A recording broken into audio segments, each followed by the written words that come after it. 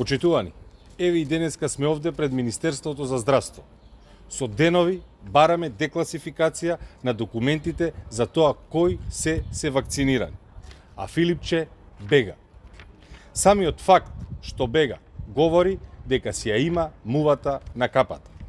Не смее и не може додека докторите се борат за нашите животи деноноќно некој друг да се вакцинира преку ред. Наместо примарна заштита на лекарите и на медицинскиот персонал, ние имаме вакцинации како таа на секретарот на Струшката болница, кој се вакцинираше преку ред. Колку уште такви случаи има и кои имиња се кријат? Филипче, дали е вистина дека се прават списоци за приоритетна вакцинација на лица од власта и од СДСМ? Филипче, уште колку време мислиш дека ќе криеш кој се вакцинирал преку ред? И да не кажеш сега, наскоро, по промената на власта, ќе се отвори документацијата и се ќе биде објавено јавно.